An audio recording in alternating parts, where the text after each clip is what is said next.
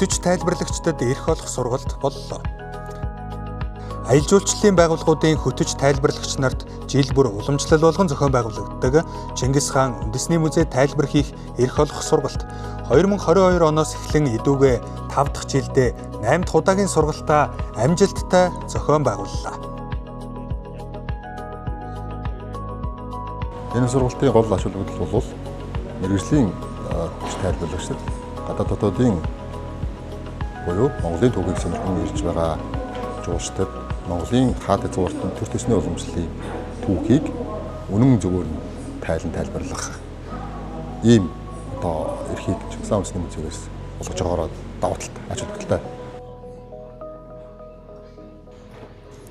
Танхим практик хосолсон сургалтыг Чингис хаан үндэсний музейн захирал академич Чулуун, мэрэгжлийн хөтөж тайлбарлагчдын холбооны багш Бат Мөнхө, шинжлэх ухааны академийн археологийн хүрээлэнгийн эрдэмтэн нарийн бичгийн дарга Эрдэнэчир, археологийн хүрээлэнгийн хөрөл төмрийн үеийн судалгааны салбарын эрхлэгч доктор профессор Баяр Сайхан, археологийн хүрээлэнгийн хөрөл төмрийн үеийн судалгааны салбарын эрхлэгч доктор профессор Гамбат, шинжлэх ухааны академийн түүх угсаатны зүүн хүрээлэнгийн Монголын эзэнт гүрэн дундад үеийн түүхийн салбарын эрхлэгч доктор профессор Гүнчин иш нар удирдан явууллаа. Сайн байна уу?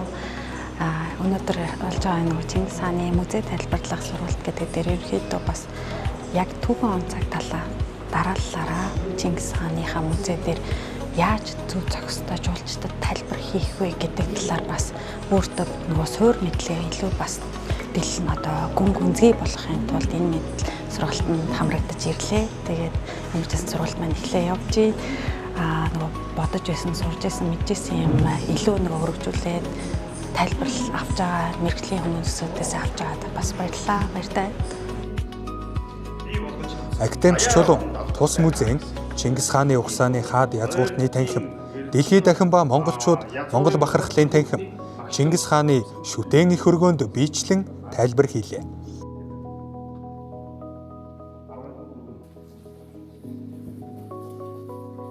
Чингис хаан үндэсний музейгээс зохион байгуулж байгаа хөтөж тайлбарлагч нарт одоо хэрхэн тайлбарлах талаар онлайн болон арга зүйн юм сургалтанд сууж байна.